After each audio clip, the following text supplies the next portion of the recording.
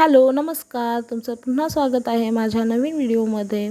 तर बघा इथे ना हातशिलाई सारखं स्टिचिंग करून रेडी झालं आहे आणि मी इथे आर्महोलचं बाहीला शेप देत आहे। कारण स्टिचिंग आपण कधी कधी उलटे सुलटे होऊ शकतात ना, त्याच्यासाठी मग मी आर्महोलचा शेप नंतर ठेवते। आता ही हातशिलाईसारखी स्टिचिंग मी बाहीला देऊन घेतले। ती कशी, जर तुम्हाला पाहिजे असेल तर मी नेक्स्ट व्हिडिओ टाकणारच आहे।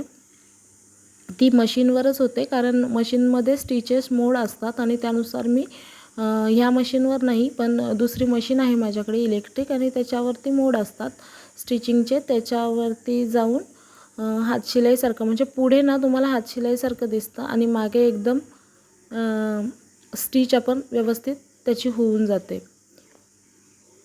आता बघा इथे सिंपल ब्लाऊज आहे, तर कटोरीचं मी पुढचं सुद्धा 1.5 इंच कट करून घेतलं नव्हतं, ते सुद्धा कट करून घेते। आणि इथे 1.5 इंच विड्थ आणि 2.5 इंच लांबी अशी करून घेतली आणि तो टक्स आता मी मारून घेत आहे। तर इथे मी 2 ब्लॅक कलरचे ब्लाऊज आहेत माझ्याकडे आणि ते मला सेम क्लायंटचे आहेत। त्या रेग्युलर यूज करतात, रेग्युलर साडी यूज करत असतात ना, त्यांना सिंपल असे ब्लाऊज लागतात। तर आणि त्यांनी मला ना फक्त 1/2 इंच सिलाई मार्जिंगसाठी ठेवायला सांगितलं आहे, जेणेकरून त्यांना कमरेमध्ये कुठे जास्त कपडा नको होता। पण मी 1 इंच ठेवलं, कारण कधी कधी काय होतं, आता गरमी चालू आहे आणि मग कधी कधी लूज घालावं असं वाटतं आणि जर मग टाईट झाला तर मग कसं काय ते स्टिच ओपन करणार। त्याच्यासाठी मग मी 1.25 इंचाचं अंतर घेतलं आहे। कारण ना क्लायंट सांगताना आपल्याला सांगतात की 1/2 इंचच ठेवा आणि मग नंतर म्हणतात की तुम्हाला समजत नाही का। मग म्हणून आपणच थोडंसं डोकं लावून ठेवायचं, थोडं मार्जिन जास्त ठेवली मी। आता बघा इथे मी योकपट्टी उलटवून घेतली एकदम फिनिशिंगमध्ये आणि हा पार्ट रेडी झाला आहे। आता परफेक्ट आहे की नाही हे मी नंतर पूर्ण सगळीकडनं चेक करत असते, कारण आपल्याला फिटिंगला मध्ये प्रॉब्लेम नाही व्हायला पाहिजे त्यासाठी। आता बघा मागचा पार्टसुद्धा मी रेडी करून ठेवला होता, कारण तुम्हाला मी सांगितलंच मी हातशिलाईसाठी त्या मशीनचा यूज करते आणि मग त्या मशीनवरतीच मी हा पार्टसुद्धा स्टिच करून घेतला होता।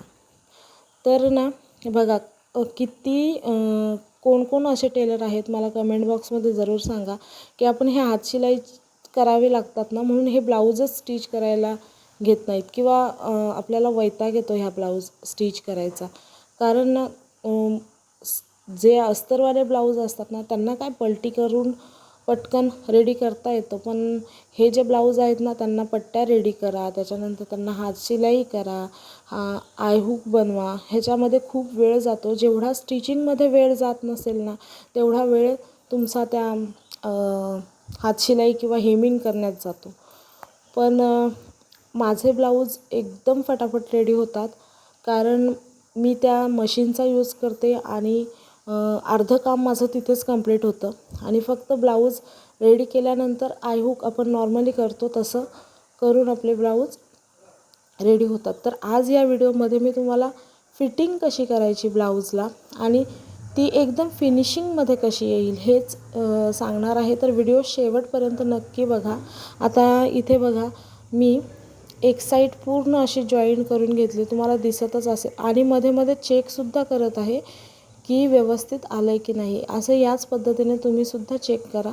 बघा दोन्ही साईड मी एकावर एक ठेवते, कारण आपण जर कटिंग व्यवस्थित केली असेल तर स्टिचिंगमध्ये थोडाही प्रॉब्लेम होत नाही। आणि प्रॉब्लेम कुठे होतो सांगू, जर थोडं आपण जे जॉईंट करतो ना तिथे 1/2 इंच 1/2 इंच आपण कमी जास्त स्टिचिंगसाठी घेतो, तर 1/2 इंच घ्यायचं आहे, पण चुकून आपण कटिंग एक्स्ट्रा थोडी कट केलेला ब्लाऊज असतो आणि मग त्याच्यात थोडंसं 1/2 इंच कमी जास्त घेतो आणि मग ते फिटिंग करते वेळेस इथे बघा इथे आर्महोलच्या इथे नेहमी सरळ येत नाही, वर खाली येतं।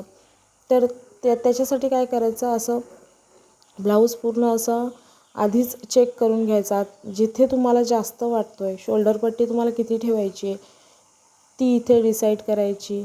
त्याच्यानंतर इथला जो पार्ट आहे कमरेच्या इथला, तसंच बघा स्लीव्ससुद्धा मी चेक करून घेतल्यात, त्या पण सरळ हव्यात किंवा त्यासुद्धा कधी कमी जास्त असतात आणि मग आपल्याला फिटिंगमध्ये प्रॉब्लेम येतो. तर ह्या सर्व गोष्टी आधी चेक करून घ्यायच्या आणि नंतर इथे बघा मी फिटिंगला स्टार्ट केलं आहे. तर 5 इंच अंतर घेऊन आधी इथे बघा, आधी स्लीव्ज पूर्ण व्यवस्थित मी आधी चेक करून घेतली आणि मग तिथे स्टिच करायला घेतलं. जर तुमची बाहीची कटिंग करण्याची पद्धत वेगळी असेल तर तुम्ही मिडलपासून स्टार्ट करा तरीही चालतं, पण बाही जर आपली मापात असेल ना तर काही प्रॉब्लेम येत नाही. आता इथे चेक करून घ्यायचं, कधी कधी कपडा थोडासा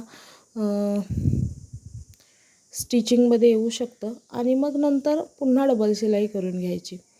इथे बघा पहिल्यांदा एक स्टिच झाल्यानंतर स्टिच बघायचं उलटवून की पुढच्या साईडला कुठे चुन्नट तर नाही ना आली, कारण ना जर ती एक जरी क्रीज आली असेल ना ब्लाऊजला तर मग एकदम फिनिशिंगमध्ये नाही दिसत. मग त्याच्यासाठी एक शिलाई केल्यानंतर ते चेक करायचं. आता बघा मी इथे पूर्ण आधी स्टिच, कारण आपल्याला लगेच काढता पण येतं ना ते. आता इथे बघा पूर्ण व्यवस्थित मी 5 इंच घेऊन बाहेरूनच स्टिच केलं आहे आणि आता हे सर्व उलटवून घेते आणि मग एकदम सरळ असं घ्यायचं आणि स्टिच करायचं या पद्धतीने. आता इथे फटाफट असं दोन्ही साईडनी आता आपण इथे फिटिंगचं माप टाकणार आहे.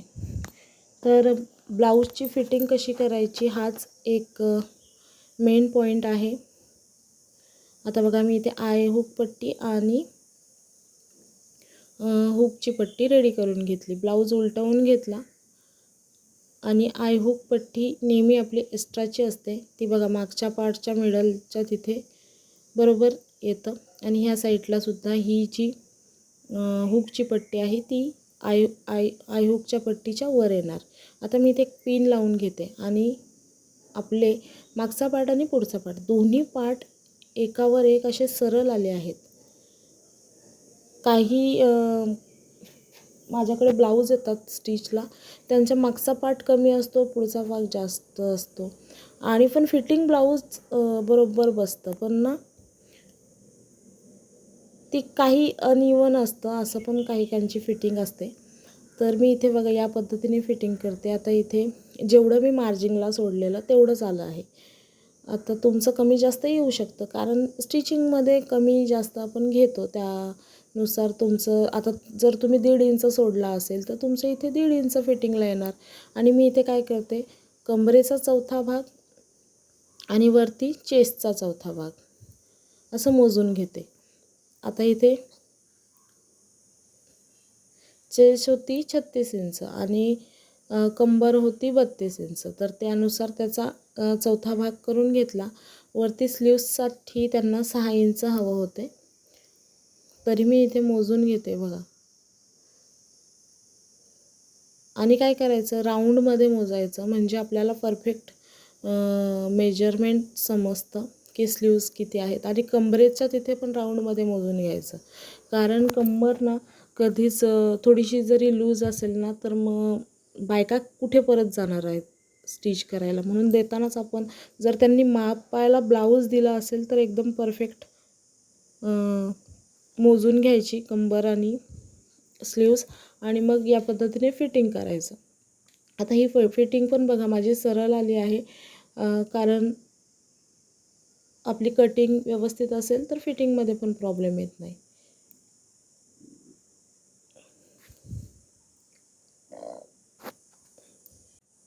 आता काय नाही, रेग्युलर ब्लाऊज होते म्हणून त्यांनी मार्जिन कमी ठेवायला सांगितलेली. मग मी 1.25 इंचाचं अंतर ठेवलं होतं आणि तिथेच मी 2-3 शिलाई स्टिच करून घेते. आता बघा इथे पायपिंगसाठी मी नंतर ठेवलं आहे, पण तुम्हाला मी दाखवते. फिटिंग केल्यानंतर आपण आधी चेक केलेलं असतं, त्याच्यामुळे काय होतं बघा, आर्महोलमध्ये सुद्धा एकदम फिनिशिंगमध्ये, त्याच्यानंतर सरळ लाईनीमध्ये अशी फिटिंग रेडी होते. तर हा ब्लाऊज आता इथे झाला आहे आणि दुसरासुद्धा ब्लाऊज मी स्टिच करणार आहे.